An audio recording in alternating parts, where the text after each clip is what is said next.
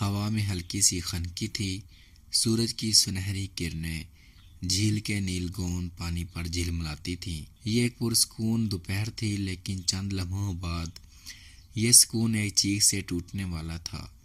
علی ایک سیدھا سادہ نیک دل اور غریب گھرانے کا نوجوان تھا۔ وہ اپنے گاؤں کے قریب جھیل کے کنارے اکثر شام کو بیٹھا ہوا نظر آتا، کبھی مچھلی پکڑتا، کبھی کتاب پڑھتا اور کبھی بس آسمان کو دیکھ کر خواب بنتا۔ اس دن علی کے ہاتھ میں ایک پرانی کتاب تھی، لیکن اس کی نظریں بار بار پانی کی لہروں پر جا رہی تھی۔ جھیل کی دوسری طرف کچھ لڑکیاں کھیل رہی تھیں۔ ان میں سے ایک لڑکی حورین گاؤں کے بڑے ذمہ دار کی بیٹی تھی۔ وہ خوبصورتی اور نزاکت میں سب سے الگ تھی۔ سفید رنگت، لمبے سیاہ بال اور آنکھوں میں عجب کشش۔ حورین کے ہاتھ میں رنگ برنگے پھول تھے جو وہ پانی میں ڈال کر ہنستی جا رہی تھی۔ علی نے بس ایک لمحے کو اسے دیکھا اور پھر نظریں جھکا لی۔ وہ جانتا تھا کہ ان کی دنیا اور خواب الگ ہیں، لیکن قسمت کو کچھ اور ہی منظور تھا۔ اچانک ایک زوردار چیخ گونجی۔ علی نے چون کر دیکھا، حورین کے پاؤں پھسلے اور وہ جھیل کے گہرے حصے میں جا گری۔ پانی میں زوردار چھپاکا ہوا اور وہ ہاتھ پاؤں مارتی ڈوبنے لگی۔ گاؤں کی دوسری لڑکیاں خوف سے چیخنے لگیں، مگر کوئی پانی میں کودنے کی ہمت نہ کر سکا۔ جھیل کا وہ حصہ بہت گہرا اور خطرناک مشہور تھا۔ علی کے دل کی دھڑکن تیز ہو گئی۔ اس نے ایک لمحے کو بھی سوچا نہیں، کتاب پھینکی، جوتے اتارے اور پانی میں کود گیا۔ بچاؤ! ٹھنڈے پانی کی لہریں علی کے جسم سے ٹکرائیں۔ وہ پورے زور سے تیرتا ہوا حورین تک پہنچا۔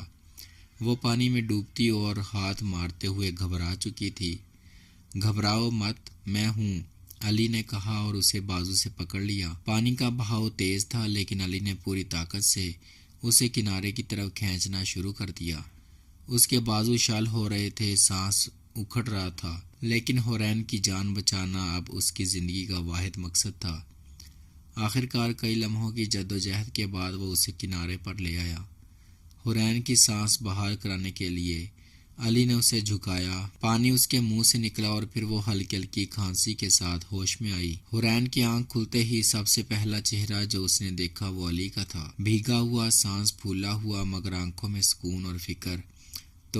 تم نے میری جان بچائی، وہ دھیرے سے بولی۔ علی نے مسکرا کر کہا، یہ تو کوئی بھی کرتا، لیکن گاؤں والے جانتے تھے کہ ایسا کوئی بھی نہیں کرتا۔ اس جھیل میں کودنے کا مطلب اپنی جان داؤ پر لگانا تھا۔ اس دن کے بعد حورین کا دل بدل گیا۔ وہ جو ہمیشہ امیر خاندانوں کے نازوں میں پلی تھی، اب ایک غریب مگر بہادر نوجوان کو دیکھ کر کچھ اور ہی سوچنے لگی۔ وہ کبھی بہانے سے جھیل کے کنارے آتی، کبھی کتاب پکڑ کر علی کے قریب بیٹھ جاتی۔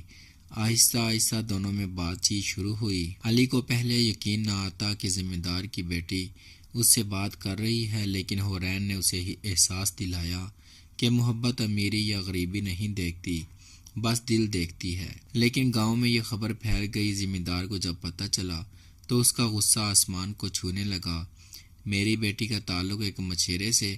کبھی نہیں۔ اس نے گھر کے دروازے بند کر دیے اور حورین کو باہر نکلنے سے روک دیا۔ حورین نے والد سے کہا، بابا، اس نے اپنی جان خطرے میں ڈال کر مجھے بچایا، کیا وہ میرے قابل نہیں؟ مگر ذمہ دار کا دل پتھر کا تھا۔ کچھ دن بعد حورین گھر سے بھاگ نکلی اور سیدھا جھیل کے کنارے پہنچی۔ علی وہاں بیٹھا ستاروں کو دیکھ رہا تھا۔ اسے دیکھتے ہی چونک اٹھا۔ علی، میں نے فیصلہ کر لیا ہے، یا تو تمہارا ساتھ یا پھر تنہائی۔ علی کی آنکھوں میں خوشی اور آنسو ایک ساتھ آ گئے۔